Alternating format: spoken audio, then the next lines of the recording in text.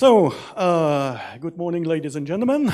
One of the thing I love about being in the SQ8 days is that I get younger every year. You know, this is what I'm looking like, so it's not exactly the picture. The picture is dating 15 years ago, so it's wonderful. I'm young again. That's great. Okay, for those who don't know who I am, I have many titles or whatever, but I'm just a single man with a single head. I'm leading a consultancy company called PS Testware. It's based in France. I'm the head of the local ISTQB board in France, and I'm currently the president of the ISTQB for still a couple of months because we have 2 terms, so I'll have to leave my function and take maybe another one. Also involved with different schemes, but let's not talk about myself. Let's talk about you. This is more important. So, the workshop of today is about the value of testing, okay? And why did I do that workshop? Well, because I'm doing loads of these conferences everywhere in the world, and I have loads of people coming to me after the talk and just asking, okay, sharing their view, sharing their problem, and they don't feel comfortable in their job because, you know, they are under-considered people, they don't find their place in the organization, and we have a brand new stuff happening all over the world. Yeah, a little bit closer. Okay, I'll try. Okay, so we have a brand new stuff all over the world that is developing fast because our society is becoming impatient. We want to change our mind every time. We want to deliver value faster. We can come to that a bit later in this talk. And basically speaking, it's agility. You know, agility is a good stuff. That's bringing great stuff, great value, great ideas. But the problem was that agility was built by developers and a little bit for developers. So there's nothing in the agile principle or manifesto, or call it the way you want, that says explicitly something about QAers, about testers. Okay? Of course, we are involved in the Agile project as well, but we're not a function, we're not a role anymore, we're just a task. And the task dilutes a little bit all over the place. We're part of a team, quality is everyone's business, which sometimes means nobody's business anymore, which is a big trouble. And what is my place there? And now we have these kind of things like DevOps. Oh, wow, DevOps is there. So we go straight from development to production, and we skip all other stuff. Is there a place for testing in DevOps? Well, actually, if you call DevOps specialist and you talk to them, well, of course, there's a place for testers. Definitely there is. And there's more than one. But it's not written in stone. It's not part of the model if you look at that. Okay, and now we have another threat that is coming, that is AI. Oh, now testing will be replaced by AI. AI can analyze the logs, can analyze the traces, and then suddenly, oh, we don't need QA anymore because all these test cases are written by the AI. Oh, wow, wonderful, and the AI is deciding and everything goes fine. No.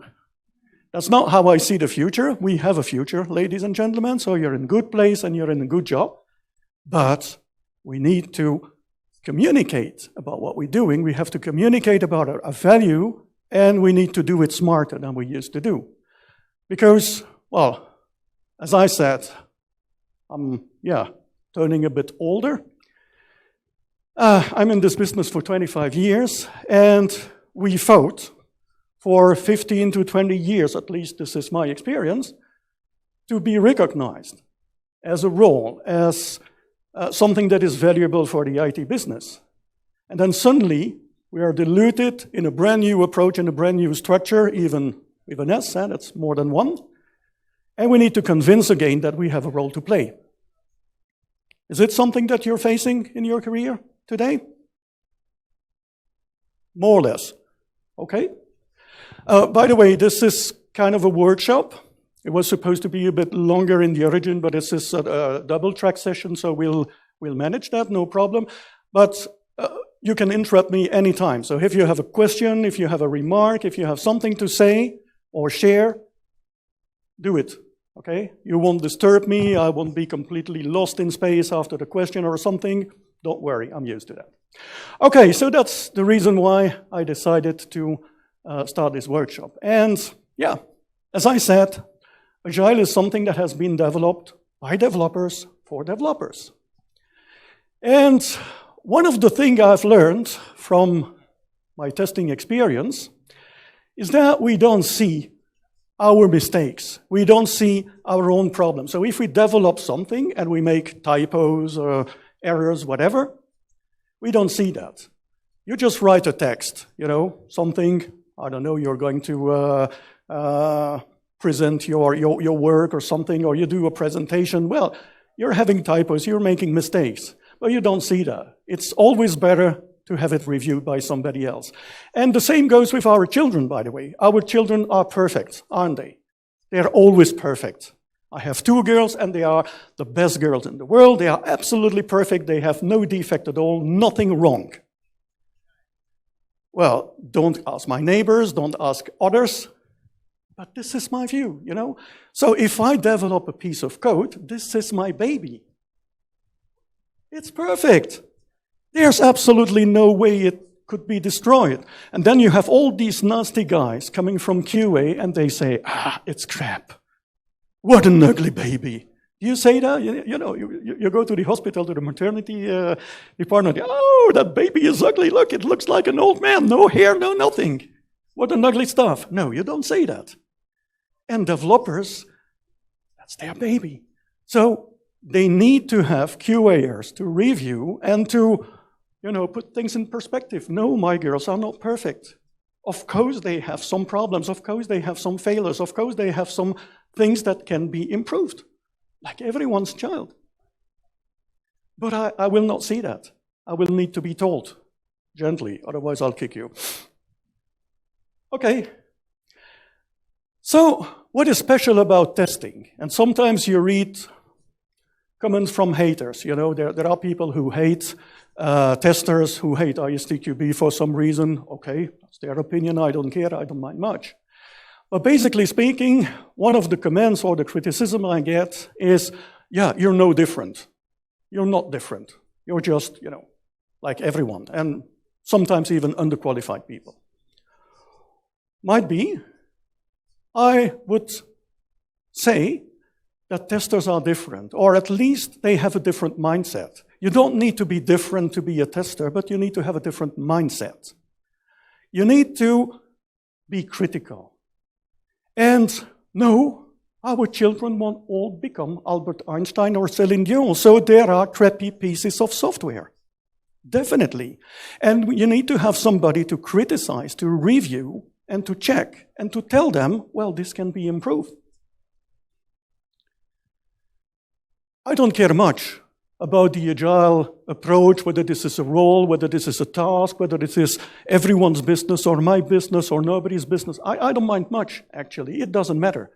As long as quality is there, as long as somebody is doing the job, as long as this job is well done, you can call me whatever you want. If you want to call me tomorrow a coffee machine, I'll be the best coffee machine ever. It doesn't matter, but I'll be doing my tested job. Okay. Now, ladies and gentlemen, we need to sell ourselves.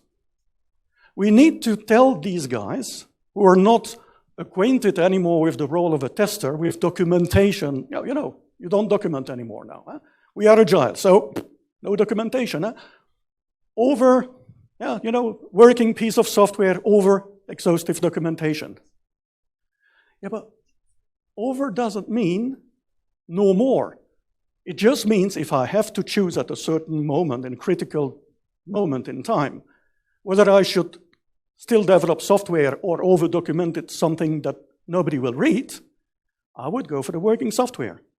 But it doesn't mean that you don't have to document. It means that you don't have to over-document like we sometimes did in the past. So, selling our role, selling our added value, how do we do that? And selling is not only for sellers, by the way. We all sell everything, every time. At every moment on our life, we're selling. At this moment in time, I'm selling you my presentation. I'm selling you this workshop. I'm selling you a story, okay? And I will get paid in return. You will like it or you won't like it. But I'm selling you, I'm trying to sell, okay? The problem we have in IT, and testers in particular, but it's also worse for the developers, but they don't face the same problem as ours. We do not master the codes of sales very well. We don't know how to sell, and we're not used to that. We're technical guys. And we have this very, very technical-oriented mind, and we try to believe or convince ourselves that everyone understands what we're doing. While in real life, nobody does. Only testers do understand another tester, you know? And we need to make the first step. We need to teach developers, we need to teach managers, we need to teach business sides what we're doing and why we are having an added value.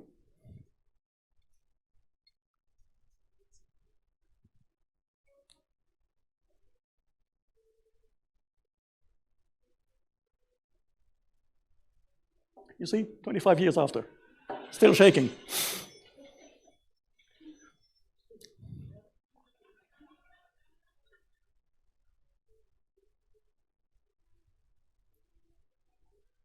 That's about selling. This is what we should be doing. We need to convince everyone that we have an added value. We need to convince everyone that we have a reason to live and that they have a reason to hire us and pay good money for our services. What is a sale all about? Selling is a very simple approach. You need to have 3 big components. First of all, customer. If you have no customer, you don't sell anything because nobody is willing to buy. Second, you need to have a product or a service. What do you offer them? What are you selling? And third, you need to have some sort of an agreement. I'm selling you this conference, and I want your attention for twice 40 minutes. This is the price that you have to pay. I'm selling you testing, and you have to pay that amount of day, that amount of time, and that amount of money to get a certain amount of quality that I promise. That's it. So 3 components. Contract, product, customer. Okay? Now, I'm not selling you nail polish here. Okay? It's not enough ladies in the room, and I wouldn't make a big business here. Okay? But I want you now to start thinking about these 3 components for you and yourself. Who is your customer? Or who are your customers? What are you selling them? And what is the kind of value that you expect in return? What is the contract all about? Don't get me wrong. I'm not telling about the final product's customer.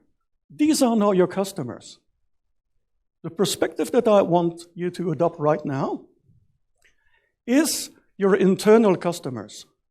I don't care if your company is selling phones or is selling dental products or is selling whatever, because you don't interface these guys. These are not your customers. These are your boss or PO or company's customer, right? But your customer, your own customer, that is somebody else.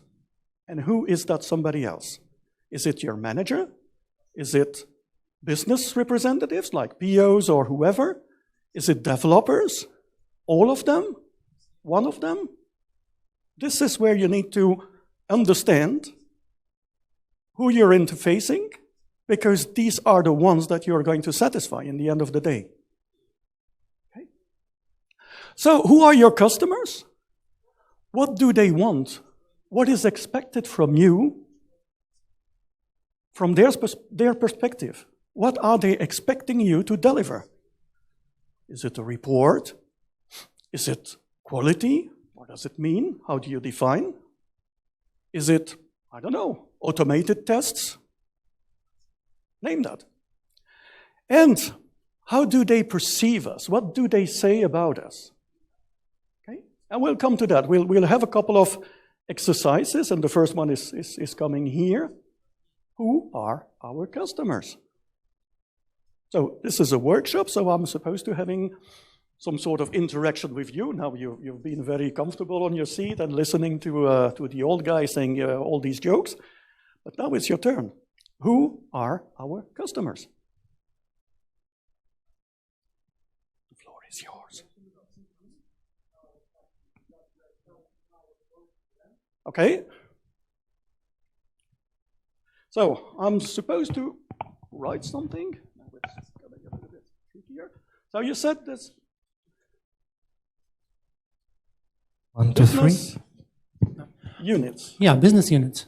Okay, what is a business unit? What is your definition of a business unit? Tell me. So I think it could be some kind of marketing or sales units, which are, for example, producing and selling our final product to our end customers, our company's customers. Okay. Okay. So, first of all,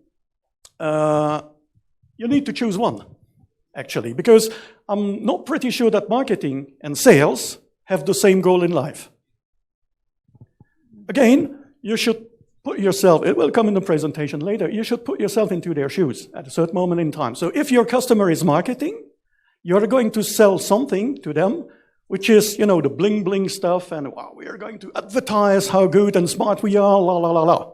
That is marketing, okay? If this is sales, this is something else. You need to sell them something that they can sell with a decent amount of money back, a margin. So what you're offering them and the kind of value that you're offering to them is depending on who your customer is. Everyone agrees with this? It's only business unit? Do you have managers? The team? Yes, of course. We are agile. Those are the first customers. We are dealing with them daily basis. Agree? This is the agile approach. So the first customer is the team. We are interacting. We are all together. We are a big bunch of friends. Right. So we need to deliver something to the team. Do we deliver something to the team that is the same as marketing and sales? Nope. So where's the difference?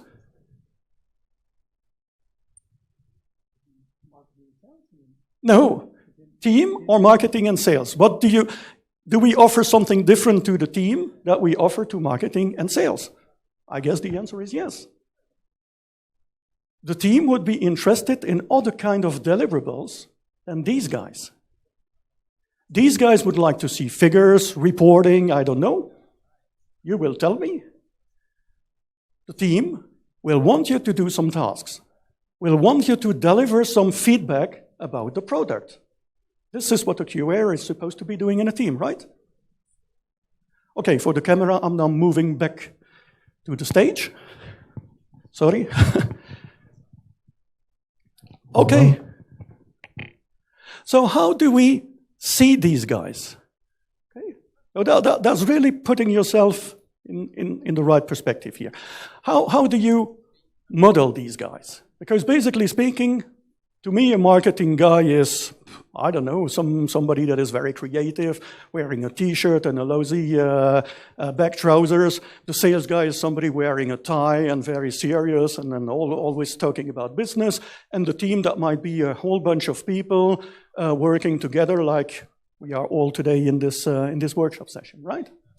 And there are different ways to approach our customers. And one of the practical way, and that's the easy shortcut. This is called personas. Are you familiar with personas? Who is familiar with personas? Okay, so now I need to explain to you what persona is all about.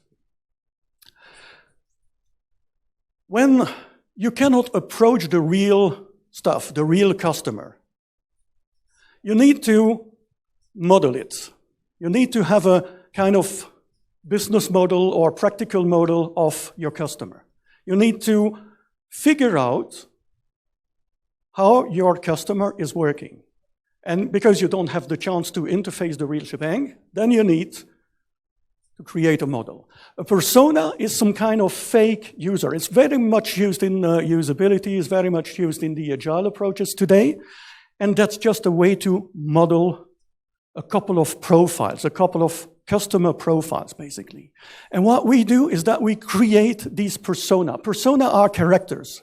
If you're, are they gamers in the workshop, people who play games, computer games? Don't be shy, I am. I am a crazy gamer. I'm not a good gamer, but I'm a crazy gamer. I have all the consoles at home. And that's not for my girls, I swear. Okay, in the games, you have characters. You have playable characters, non-playable characters, and they have their own profile. They work in a certain way, they interact with the world in a certain way, they see the world in a certain way. Some are good, some are bad, blah, blah, blah. Never mind. This is what a persona is all about. This is a synthetic character, somebody that you created out of your vision of what the customer is, or what the user is, okay? And the more you put in there, the closer you get to the real profile, or at least your vision of the real profile. That's the only drawback. That's your vision of the profile. So if it's not really confronted to reality, it might be just your fantasy. Okay? At a certain moment in time, you need to be a bit careful with persona. But it's very powerful. And how do you use personas? You have these characters and you impersonate them. You do whatever you do, thinking of them. And you wonder, okay, in this situation, what would Yoko do? What would Yoko think about this new product? What would Yoko think about this new report, this new delivery, this new whatever? How would she consider what I'm doing every day?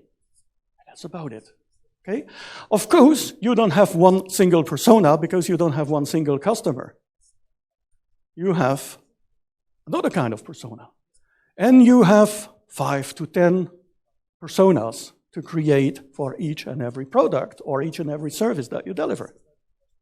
That's a ratio. I'm not saying 5 or 6 or 7. That's a ratio. If you have 10,000 different personas, then you're probably completely wrong.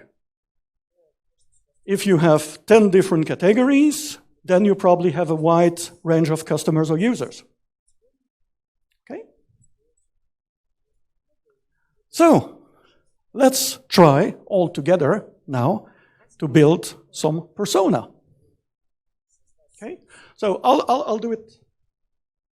When is the post to be happening? 17 minutes. Okay, so stay on.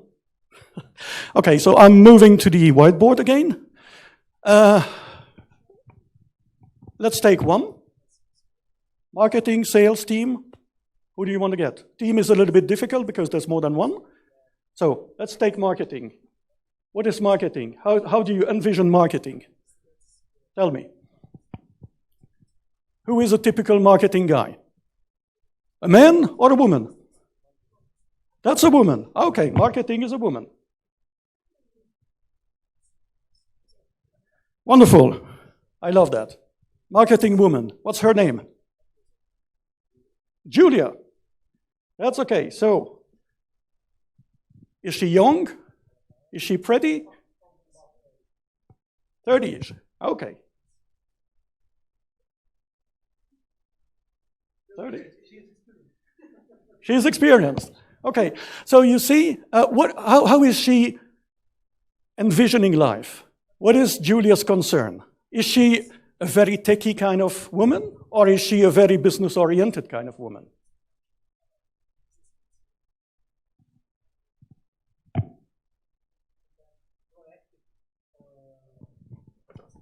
I think maybe some kind of proactive, maybe sometimes very too proactive. Okay.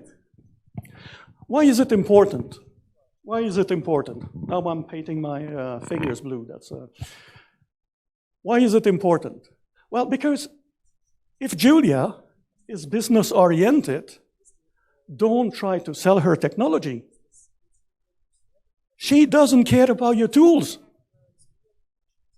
You do care about your tools. Oh, this is so fantastic. That's a Ruby on Rails interfacing Java with Appium and all these kind. I think it could depend on the product which we are trying to advertise. Because if some kind of product for geeks, it could make sense that we use Ruby on Rails or something like that, because they think, oh, those guys are cool, they use Ruby on Rails, etc. Yes, yes, but let me come back to the point here. I'm not talking about the end product. I'm talking about the product that you are selling her. So she's expecting something from you. And she's not expecting technology or geek stuff from you.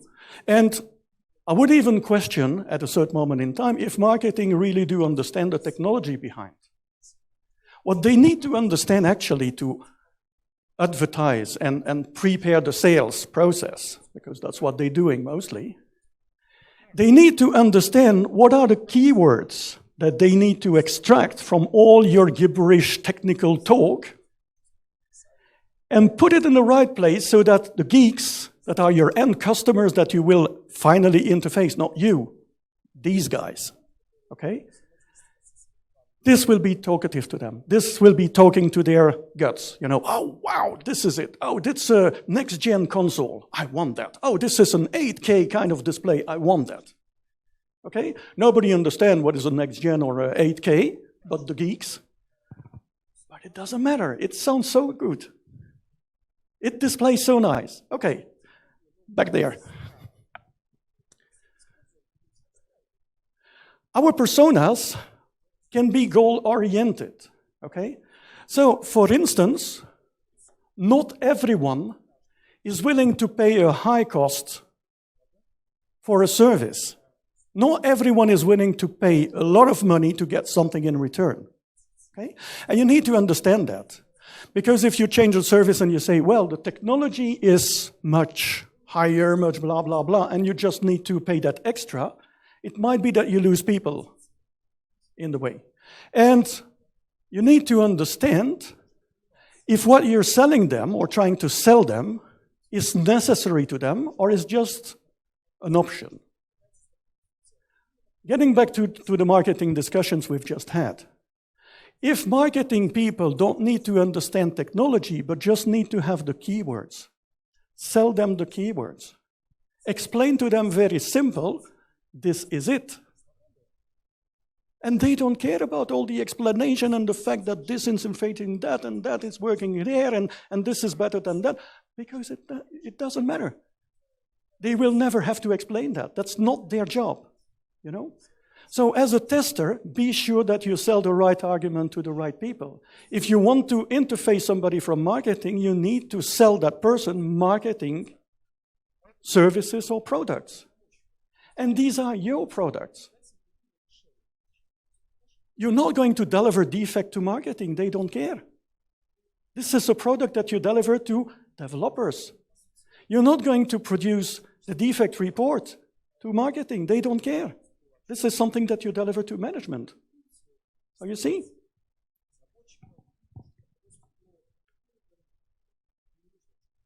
You need to define their priorities.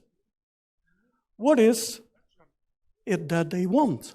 Is there a balance between cost and quality? All the time we have that. They are not willing to have the absolute quality for the sake of it. Oh, I don't know, German cars are of wonderful quality. Yeah, but German cars are 20% more expensive.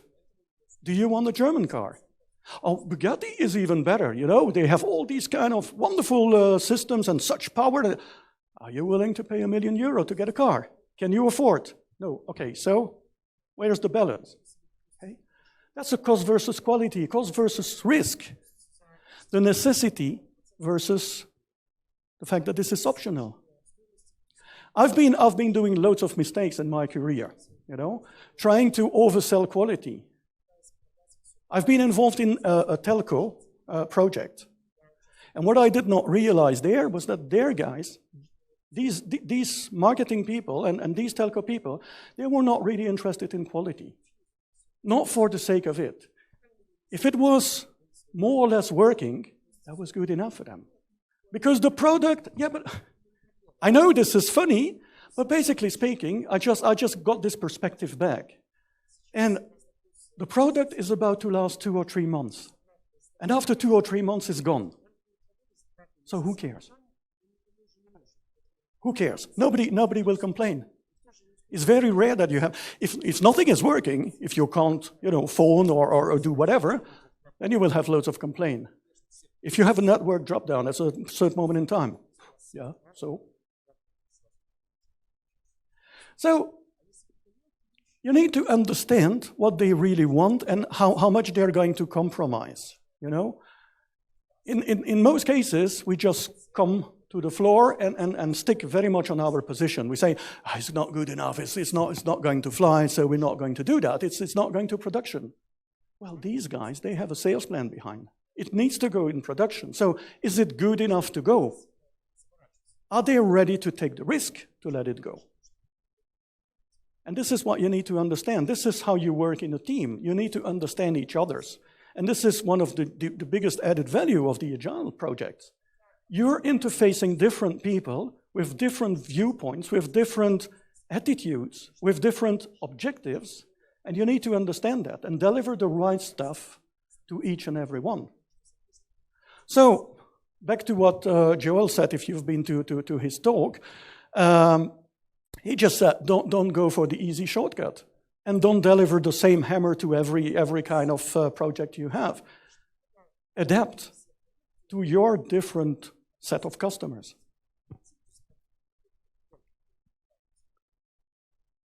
What are these people saying about us? How are we considered by these different people? Have you tried? Have you had an honest talk with your customers? And saying, okay, well, you have that when you hear the criticisms, And this is very valuable. This is how you improve. If people consider that you're not technical enough, that you're too slow, that you're too stubborn, that you're too whatever, this is where you should be improving. This is where you need to go to the version 2.0 of your own service or product and deliver to each and every one what they really want or really need. This is how you get valuable. This is where you stay at the right place. And this is called an empathy map. And an empathy map is trying to figure out what people think and feel, say and do, hear, see. Okay? That's a way to figure out and to model your customers. And two very, very important points, the pain and the gain. This is essential. What is their problem? And if this is their problem, are you solving it or helping in solving it? If you're not, sorry to say, guys, you're useless. In my position today, I have loads of people coming to me. They don't even read my profile. They don't even understand who I am and how we work and so on and so forth. And they say, I can help you with this, blah, blah, blah, blah, blah. This is not my problem. I don't care. You will never sell for $1 for me. Not at all. Some people are asking me, I can help you with your HR in the ISTQB. ISTQB is a volunteer organization. We have no personnel. How can you, HR, help me? I don't need a HR. So, you see, you're just coming with the wrong product and the wrong expectation. This is the kind of stuff that I very, very often receive from different perspectives about testing. Okay? They don't trust us. We're not technical guys. We don't understand technique. We're functional testers, We just understand more or less business. And that's it. We are too restrictive. We're not competent. Oh, they're not like us. This is a different kind of person. This is a different race of ITers, whatever. Okay? No time, no budget. Try to bypass testing, cancel it. Everyone can test. Oh yeah, everyone. True, everyone can test. Not everyone will test fine, not everyone will test the right defects or defects at all, but everyone can test.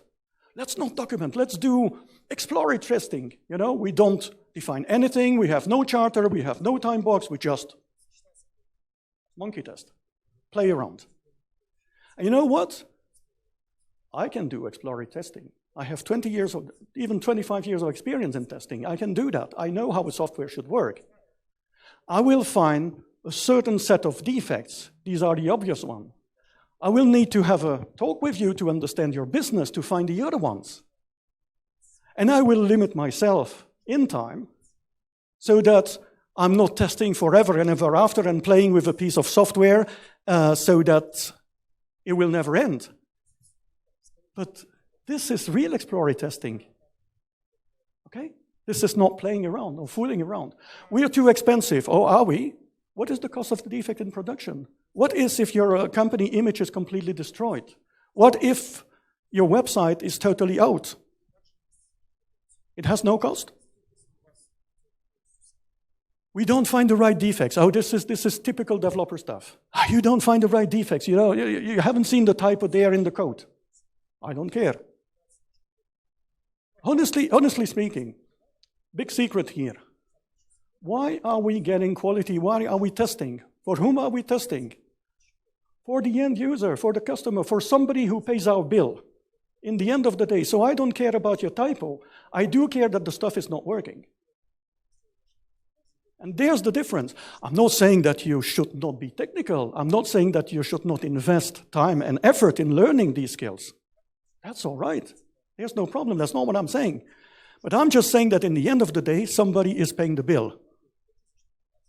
And this is the guy that you need to deliver to. This is Julia, for instance. We're too slow, we come too late, too theoretical, stubborn. And yes, we are stubborn sometimes. Yes, sometimes we don't understand it. I just admitted it. I made that mistake a couple of times. No, it's not good enough. There are still critical defects. Yeah, but if I want to go, if I judge it's good enough, that's okay. I've been working for that telco company for 2 years. I just wanted to see how the business was running from a non-consultancy point of view. And these guys were keeping on telling me, marketing guys, we have the best network in Belgium. Great. I left my job. Well, I was leaving after my working day, take the car, drive 500 meters from the building, network drop. Every day. They are the best network in Belgium. Or are the others? I'm just wondering. Okay, we are blocking and delaying. We are the bottleneck. We are not in phase. Okay, that's all right. These are the kind of things that we hear. Do you hear these sort of things? Do you have that sort of criticisms? Not all of them, hopefully. Otherwise, it's time to change job, right? But you get them from time to time, okay? Look at this animation. Wow. Coffee break. Come back after. Welcome back. So we have our first part that is done. You know, first part is customer. And customer, we said, okay, we just take one example, but you might think of all the other examples. You don't have one single customer, but you have many of them actually. And we just said, okay, we have a persona that is set up, that is Julia, she's working for marketing. And I think this is a really good example. And why do I think it is a very good example? Because it's totally out of our comfort zone. We don't interface marketing usually. We do interface middle management and developers. These are our natural, colleagues, I would say. But marketing, oh, what kind of person is this? And they have a totally different kind of viewpoint. Okay, so now we're going to look at our products and services. So again, I'm not talking about anything that your company is selling or developing or whatever as a product or a service, but I'm talking about what you deliver as a product or service to Julia. This is the name of the game. So what are you giving Julia that, remember, can solve her problem? She has a problem, whatever it is. You need to discover what the problem is all about, and you need to be the solution or part of the solution. If not, for Julia, you're useless. That's like trying to sell HR services to me while I have no personnel. I don't care. Oh, you have a wonderful tool. Oh, yeah, I can follow up all my employees. Yeah, that's great. I have no employee. So I can follow up nothing because I don't need it. Good. A little talk about value. Agility says we deliver value faster. That's the gimmick. That's the marketing discourse of agility. And I love it. What I hate about it is that some people tend to say that before agility, we did not deliver value at all and we didn't care. That's all wrong. Of course, we did care about value as well. But I give to agility that they can deliver value faster. Because we are in a changing world. We don't have long-term thoughts anymore. So long-term means probably a couple of months for most of us. So we need to change. And agility is probably the best approach we have to embrace the changes. Fully agree with that. But what puzzles me a little bit in what they're saying, or in what we are saying, is we deliver value. What is value? Because nobody questions that. Nobody challenges that. Value. Yeah, we deliver value faster. Yeah, value. What is value? Value is not something that is written once for all. Value is something that can be real or perceived.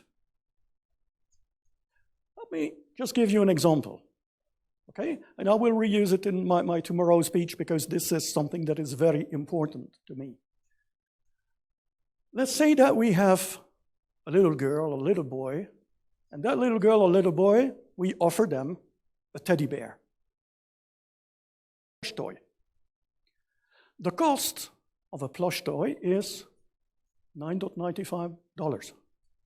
You convert in whatever currency you have, I don't mind. But this is small value, actually. It's not very, very expensive kind of toy, right? Some can be, but no, usually they're not that expensive. What if you go to the shopping mall with the little one, and she just, fall asleep and drops the teddy bear on the way, and this is lost? That is a big crisis. This is terrible. It has nothing to do with $10. It has to do with the friend.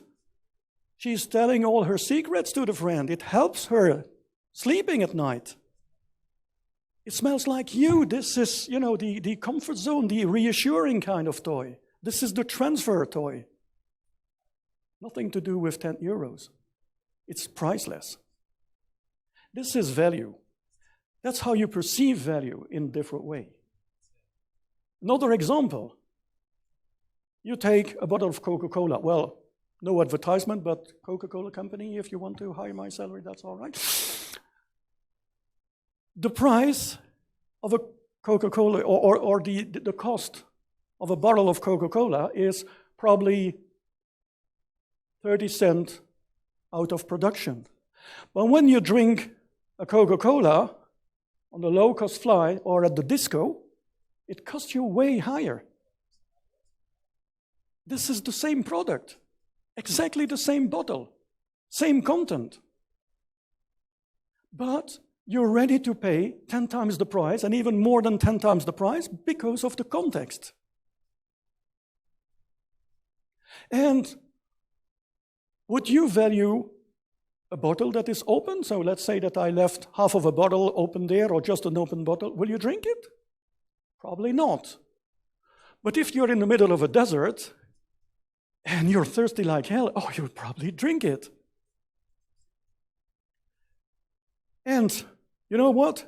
20 years ago, that bottle of Coca-Cola costed 70% less. It's not increasing with time like many other products, most of them, by the way. Why? Because they want to sell more, so they lower the price to increase the production. Well, of course, they still make a big margin, big fat money out of that. But they lower the price all over the time because they want to get us accustomed to drink soda. And they succeed. because everywhere in the world, everyone knows what Coca-Cola is, unless you're Martian. Okay? So, value is something that is heavily depending on the context. So if I give you a bug report today, it might be useless. Tomorrow, it might be the key for introducing a change. Today, it might be the killing argument from Julia to say, the product is not okay and we need to change something. Maybe. But it needs to be explained in her way. Okay? So, when we say deliver value faster, stop a minute, sit down and think about what sort of value we're talking about. By the way, value evolves over time as well. So that's not only about perception, that's not only about context, that's also over time. You know that stuff? It's Denoo. It's used in requirements engineering, and you have these excitement factors. This is where you get things that are exceeding your expectations. You know, you buy a new car and you're already happy with the shape and then, you know, I don't know, the engine or anything, or you buy a new shirt or whatever, and you get that little extra. Wow, there's LED lights inside the car and it can be a disco at night. Wow, bam, bam, poof, poof, poof. Wow, wonderful. Okay? This is exceeding your expectation. You did not expect that at first. So you're excited, even more excited about your car. But 2 or 3 years later, all these car factories understood. So they just deliver the same everywhere. And then you go from the excitement factor to the basic factor. So what you deliver today that has an immense value might be useless in a couple of months or weeks or years. It all depends on your time scale. How do you assess value? That's very easy. Every time you go to a hotel or you take a flight or something, you have these kind of very simple questionnaires, you know. Are you happy with the service? Are you happy with the room? Are you happy with the cleanliness of everything and blah, blah, blah, okay? 2 questions, okay? And the question I would like you to think about, and this is, it doesn't need to be a very official survey. It can be, you know, some kind of small talk around a cup of coffee or something. What is important to you? And how happy are you with the current situation? Is it satisfying? It's very easy to ask, you know. Oh, what do you think about QA today? Are you happy with what you deliver to you? Is it okay? And then you get a feedback. And you know what? The need, whatever, that is the service, that is the product, the need, blah, blah, blah, to me is that important, and I'm that satisfied with it as it is today. If you gather this information, if you get this information from your own customers, you can identify the opportunities to grow. And basically, okay, I simplified the grid just for the readability reasons, but this is how it is. Basically speaking, you can say that there are 3 big zones. There's the OK zone. That's the middle one, the green one here on the screen. This is where you deliver exactly what they want. No more, no less. Don't touch it. This is the winning team. Don't change the winning team. That's all right. If you see this evolving over time, then there is something to be done. But at the moment, that's okay. Then you have the yellow part. This is where you deliver more than they expect. And there are 2 possible attitudes there. You have the very money-driven attitude, and you say, okay, I'm giving you too much, so I should lower a little bit so that I get back to the green zone. You get the money, or the value for your money. That's it. Or you go back to Denoo's grid, and you say, oh, this is an excitement factor. This is where I'm exceeding expectation. This is why they would love me. And if it's true, then you have gold in your hands, don't touch it either. Okay? So depending a little bit on the attitude and what you want to achieve. The very important zone is, and I'm reluctant to use this because I don't know where to press. Okay, this is the not enough zone. This is the blue one. This is where they expect you to deliver something and they're not happy with what they get. This is where you should improve. This is where you should prioritize. Here, we're discussing about a perspective from what we deliver to the others, in the group, in the team, in the company, whatever, our customers, whatever, okay? But you can think of that on a higher scale with regards to a product or service, the one that your company sells to others.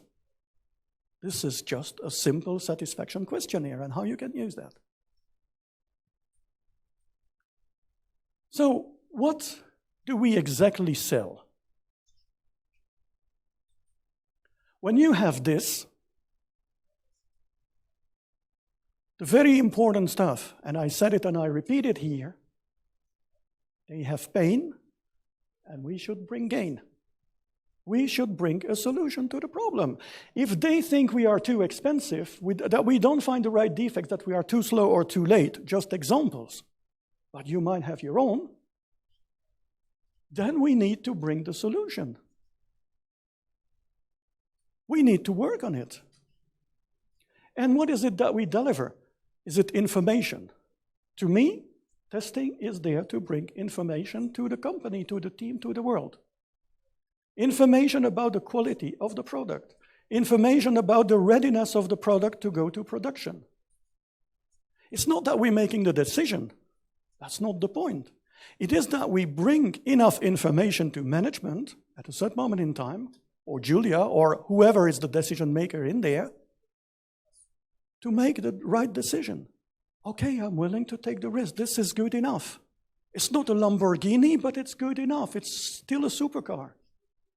And I'm not competing with Lamborghini today. It might be, decision helper. It can be a warranty, an assurance. We are called quality assurance. That's not for nothing, you know. If I need to prioritize something, you know, you have loads of testing to be done, loads of test cases, user stories to test, whatever the solution that you're applying, you know. How do you choose, if you have limited time, how do you choose which one to run? How do you prioritize your testing business? Ladies, gentlemen, this was a question. Okay, say it. I think that there are several different techniques to prioritize. Sure. Often it's Moscow or maybe rice or ice, which applies to some influence and cost or effect. I love you. You talk my language, but I'm not sure that everyone could understand what Moscow is all about. Moscow is the capital of Russia, right? You know, the very simple way for me to prioritize, and I had that. I will just tell you the example right now. I got a bunch of requirements. So I was using the old approach, the V model or the waterfall approach, and I had loads of requirements, okay? And I was dealing with business side. So these guys, you know, their experience with the product and with IT inside the company is the following, okay? They are promised the moon. They pay for the whole galaxy, and they just get a small asteroid in the end of the day. That's their experience. So they pay too much, they don't get what they want, and they're promised marvelous stuff, but it never happens. This was their experience. And I just said, look, I have 2 weeks to test the product per campaign. I have that many requirements, and you should, you know, do the laundry and clean the floor for everyone. That's not what I'm saying.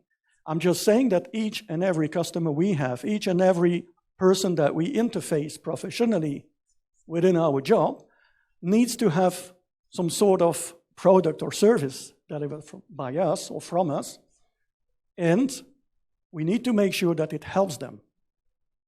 We need to make sure that it has value to them. Otherwise, again, we are pointless, useless. This is something that I strongly recommend, and this is usable at every level. So again, we can think of that product vision board, that's from Roman Pichler. What are the needs? What is the product or service that we sell, and what is the business goal? What is the business model behind? Very, very easy. Simple template. You just share that with the team. Everyone bring their own little stone to the edifice. And then you get a 360-degree vision on what is it all about and what is the name of the game. And of course there will be discussions. And of course there will be different viewpoints. But this is the name of the game. Because everyone should understand what value really means. And in the end of the day, somebody has to say, this is it. And in principle, this is the product manager or the product owner, or I don't know who decides in your structure. But that's the person who will say, this is it.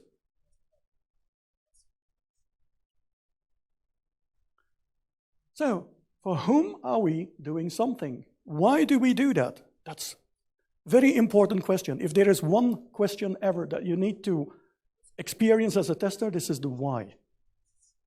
Why are you doing it? The manager at the time had a serious family problem. He had to leave, and the project was in very bad shape. The team was totally lost in space. They didn't know what to do. They didn't know what's the next step. I was consultant. My customer was unhappy because testing starts next week, and we have nothing. So I'm the savior. Da, da, da, da, da, da, da. Well, sorry, my jacket moves. Okay, what shall I do? Well, I dig into the requirements. Yeah, fortunately, we were still in the old method, so there was still documentation. And I figured out, okay, this is a bean, a content kind of software. You call, we count the minutes. The minutes, we have a calculation, you get some points. That's it. This is what I'm going to test. But I also asked each and every stakeholder on the project, so these customers of mine, I asked them to come by me and have a small talk. Half an hour, and we would review the requirements and the approach altogether. And the first one I get is the project. That's a Julia. She was a marketing manager. Exactly the kind of people that you were describing. 30 years old, creative guy, looking like, a stylish kind of person, not at all IT. Well, that was Julia. Well, her name was not Julia, but who cares? And why do you need King Kong? And she stares at me, she gazed at me. I was the hero of the day, or that was what I was supposed to deliver. I was here to save the project again, remember. And I'm just asking, after 2 or 3 days reading all the requirements, I'm still asking her, what is it all about? So she looks at me like if I'm a Martian or a complete stupid idiot. And yeah, something like 20 seconds. It's long, 20 seconds when you stick to your position, try to prove yourself and hers that you're not an idiot, and you ask the question for a very good reason. And then she understands, because I look at their behind. And you know what she tells me? This is a loyalty program, and this is a communication program, actually, for me. Oh, communication? Interesting, tell me. I want to get my customer staying with me, and I want to push new products to them, so I need to get their data. Oh, but this is not a bean accounting piece of software. This is a communication piece of software. What is important is that they grab the data. And she even tells me, here goes the bean accountant. She even tells me, we're at the very beginning of this. So if there is something wrong in the calculation and they ask for some points because they believe that they would deserve more, I would even get them for free. So the bean accounting stuff, useless. Not fully useless. Of course, we're not going to give the whole company for free. Of course not. But less important than getting the data. Yes. So how should we sell?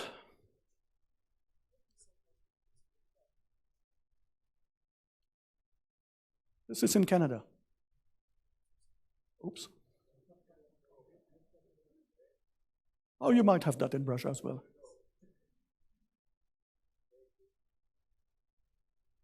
So, keep calm, test in production, no problem. Bye-bye. What is important there? The guy is not aggressive. He's not taking a gun and trying to shoot and so on and so forth. He just understands these guys have been there to grab some food here and there. They are not in danger. They're not endangering you. Okay, just tell them, hello, I'm there. This is my backyard. Can you please allow me to go to work? And they're not going for a fight because there's no reason for them to fight. It's a loss of energy. It's a lot of effort. They don't want that. They don't want to take the risk, so they just go away. This is putting yourself into the shoes. So what I'm telling you now is try to be Julia. Try to figure out, and this is why we had this persona, this is why we have all this vision, try to be Julia. Okay? I'm going to skip this one because this is a long video and I don't have time with that. Basically speaking, this is speaking with their own word. So this is what I've just told 5 minutes ago when you told me about Moscow. Moscow is something that is meaningful for requirements engineer, business analyst, and sometimes testers when they have a certain experience. If you tell about Moscow to a small test engineer, well, small, young, junior test engineer, it will not work. They will not understand. They will say, okay, Moscow, do we have a business unit in Russia suddenly? What is it all about? You know?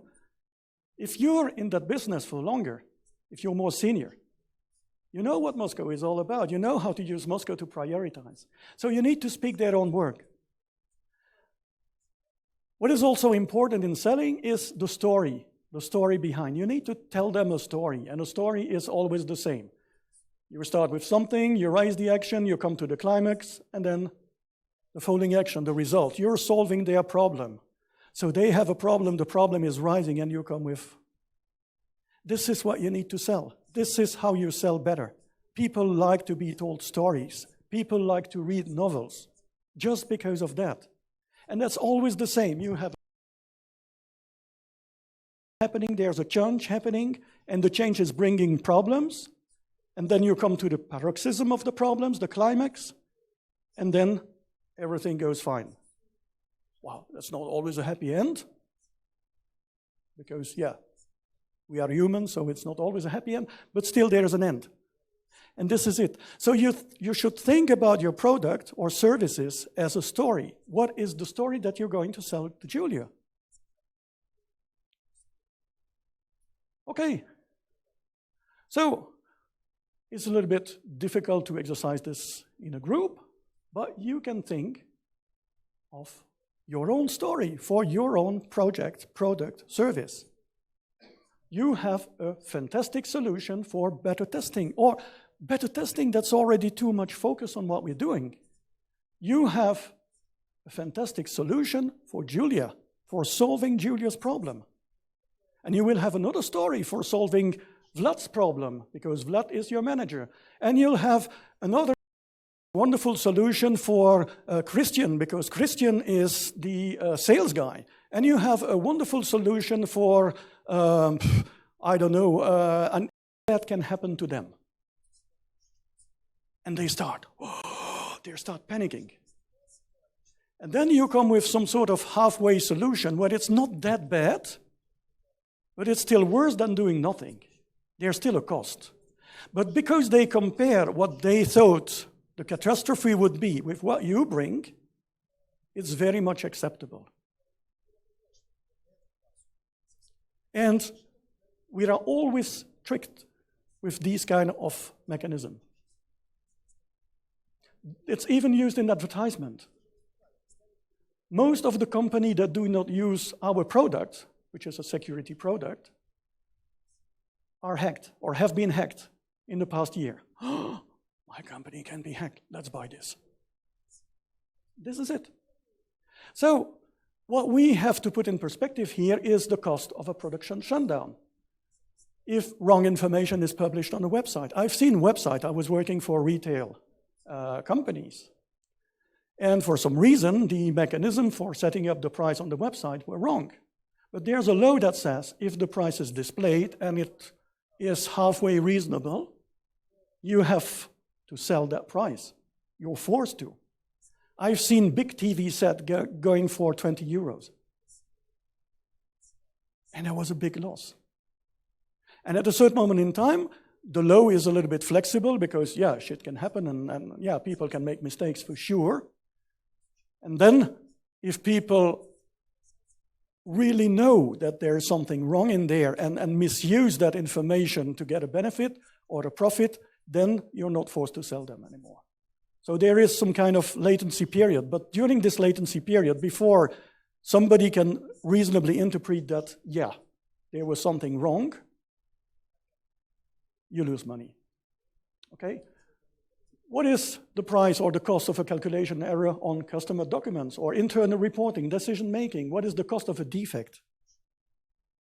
I'm now preparing a conference for a company who is asking me, okay, why should I shift left? Why should requirements engineer interfere earlier and tester interfere earlier in the process? That is something that is described in ISTQB syllabi for years. But still the question is there. And this is not a very small company. This is a very big Swiss company selling for millions and millions of devices. But still they have this question. So I'm not saying that we did not progress, but I'm saying that there's still a long way to go for getting these very basic notions accepted and you know, part of the best practices all over the world. What is the cost of a mechanical or piloting error? Hello, I'm your autopilot. The pilot and the co-pilot are dead, but no problem. The situation is under control. Control, control, control. If you're a passenger of that flight, how would you feel? How do you propose value? How do you propose value? Proposing value is something that is very mechanical. Somebody with an identified pain who is frustrated by this pain is addressed by our solution, a product or service. So our solution offers the capability to solve the problem of somebody who is frustrated by certain pain. That is the value proposal. Our solution, our product, our service will solve your problem. I'm saying the same for about twice 40 minutes. But what you need to do now, in your mind, is to think about which problem are you solving, for whom, and how. This is the takeaway. And of course, you need to confirm each and everything. We are testers, so we need to confirm that what we believe will really solve the problem of our customer. So each and every step, we believe that that time of client with that functionality, well, that problem will be solved with that functionality to achieve that task. Oh, this is something that you will get if you come to my talk tomorrow. This is the jobs to be done. And the jobs to be done, that's identifying which task, which job you're actually doing. What is it that you're expecting? I'm in the end, no problem. What is it that you're expecting? Guys, I will tell you a big secret here. People who are buying the end product, I'm not talking about ourselves now, I'm talking about what we sell, our companies sell. They're not doing this for using this brand new, fantastic development framework that we put. They're not doing this because we are so good at DevOps, DevSecOps, whatever. They don't care. They just want to use our stuff to do their task better. If we don't solve that problem, we are useless. And if we just miss the target, we are useless. If we don't consider the right problem, oh, I have a fantastic solution to solve your HR problems within the ISTQB. I have no employee. What sort of problem are you solving? You're trying to sell ice cream to an Eskimo. I don't care. So, we just want to help users to better perform their task using our product or services. This is the real job. This is the real stuff. So now, ladies and gentlemen, it will be your turn to define your value proposal. Think about it. Think about all we've said. Think about that Julia and the other customers. Think about what you're delivering. Is it a report? Is it a decision helper? Is it information? Is it, I don't know, a tool? Is it support? I don't know. It's up to you. You have your own solution, you have your own services and product, but think about it. Think about who you're helping and how you're helping them, and validate with them that you're really solving their problems. That's it. Of course, I'm more than happy to connect with you if you wish to. I will be there hanging around for these 2 days, so do not hesitate to come by. I'm not unapproachable, so you can ask questions directly or exchange views with me, no problem at all. Now and in the future if you connect. Thank you very much. Well, we have a small section of questions. If you have any question, you can ask directly. We have 5, maybe 7 minutes, if you want. No question? I was so clear or so boring? Yeah. Oh, wow. You want the T-shirt, that's it. Well. Yeah, of course. My question is how I can get the T-shirt. No. Easy peasy lemon squeezy. You raised the question. So, well, I was going to give the T-shirt to the one who brought Julia. So you'd better have a good question then. Thank you for your speech. I want to ask for the just tester, not very high level, for the middle tester or something like this tester. Does it important to know to ask all these questions about what I should do, for whom I try to sell my product or something like? Yes, absolutely. At every level in life, you should even think of that in your own personal life. Are you solving your partner's problem?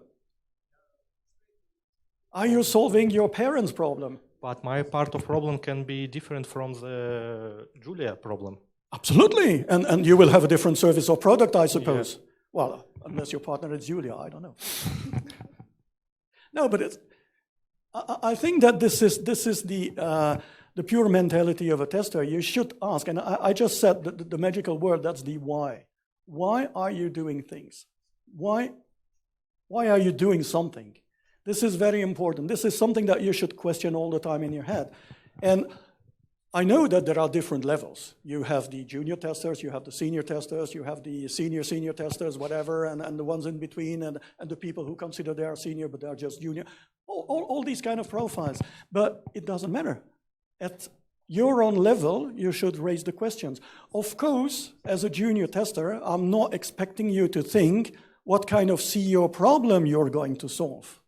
But you have direct relationship with a couple of people within the organization. Might be the developers, might be some managers, might be some test manager or a test lead or product owner. I don't know, it's depending how you're working. But for these guys, you have a reason to be there. You have a reason to live. And if you don't get that reason to live, if you don't understand exactly why you're there part of the game, then you'll miss the target eventually. Thank you. You're welcome. Ha! We have a competition now. Yeah, Payrise. Thank you. What do you think about the role of business analyst and the interaction between testers and business analysts? Because I think that a lot of these questions should business analyst ask about from customers. Yes. Yes, I do agree with you. And you know, I've been to the other conference, the BA Day, blah, blah, that Vlad is organizing as well. A couple of years ago, I've been to that one. And I raised the question at a certain moment in time because I'm interfacing loads of business analysts within my career. And I just said, how many of you are actually doing testing as part of their job? And I had 60% of me. So business analysts and testers, these are the ones who are the best to shift left and to come to the real business value of the product and services. So yes, I do agree with you that most of these questions should be addressed by business analysts. But let me tell you a big secret, and I think that you know it already. Business analysts like testers are diluted now in the agile community, whatever it is. We have no real business analysts or real testers anymore. We have teams. So everyone is dealing with business analysis and testing and quality and voila. So that's my answer to you. But yes, you're right.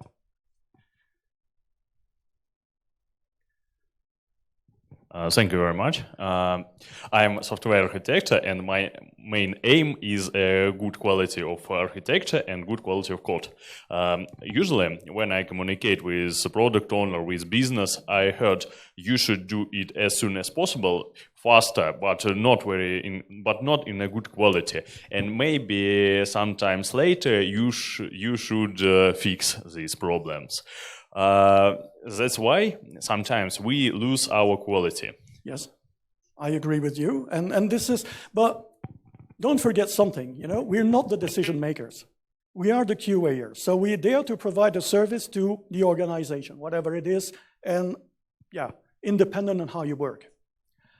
Basically speaking, if these guys who are the business owners, the decision makers, want to have shit delivered, and they want to take the risk, try to deliver as good shit as possible. Better architecture usually make a lot of problems in the future. True. That's why I always have to communicate with product owner and tell them we can do this feature now. Let's do it, and maybe in next release, in the next quarter. Something like this. But it's not always helps me. Sometimes we're good, bad. But my friend, you're just answering my questions there. You already delivered your value and identified your value. Your value is to educate these guys and let them know that if they do it wrong, they will have to pay the price double or triple in the future. This is your added value. Now, we're only humans. If they don't want to listen to you, if they don't want to hear what you have to say, this is still their decision. But then they'll suffer the price and they'll pay for that. And you will come back and say, look, I recommended this. You said it should go faster, so you do the quick and dirty solution. It's quick, but it's dirty. That's your choice. That is your choice. You can go for a Ferrari, you can go for a BMW, or you can go for a deux chevaux. And they all have the same sort of functionality. You can drive from A to B, but not with the same comfort, not with the same speed, and not with the same quality. But the price is also different, so their decision. But your added value, and I fully agree with what you said, you need to recommend and you need to educate. And this is why test reporting is important at a certain moment in time. That's not to say there are so many defects, blah, blah, blah, and there are with that criticality. No, this is a decision helper. In that state, the product is not ready to ship. My product owner usually look at bug reports as you make a lot of errors. That's why you have a bad quality, your developer team is bad. But these bugs usually have roots that we have a bad architecture, and that's why new features we have to develop new features as is. Sometimes not the right way. Yeah, but this product owner role is brand new, you know? And I feel that loads of these product owners are lost in space as well. They were just given a suit, and sometimes the suit is too big for their, shoulders. And they don't understand. They are not on the technical side, they don't understand, so we need to educate them. We need to make sure that we understand their problem, because this guy is just in between, the business side, who is willing to deliver, and make as much money as possible, and the technical side, who tell them, well, there are better solutions, there are better frameworks, there are better blah, blah, blah. And you need to educate, you need to make sure that they understand, and that they take the decision with the right information, with enough information. Because saying it needs to be shipped now, that's very easy, but you don't know what you ship. Sorry, as for my team... You want the T-shirt, okay, you'll get the T-shirt. No, I'm already have a T-shirt. I simply want to ask you a question because you are on the other side of my position. my team, my product owner is a pure business. It's not product owner is between business and developers and product manager, and product owner is a pure business. That's why he have to develop his feature as soon as possible in all cases. And what can I do with him? I always tell him we'll make it faster, but it's finished in a bad quality. Discussion, education, learning from the example. You know, if you're doing something wrong and you hit the floor, you won't do it twice. You will learn from that. Maybe the hard way. Yeah, I know. I see Seba there. Yeah. I know people never learn. Yeah, some people never learn, but they get fired. Well, we have 5 minutes, and other additional questions can be done. Who wants? No more? No more? Yeah, Oliver, you have to choose. You already have T-shirts, so that will be for the one who brought Julia. Thank you very much. Thanks a lot.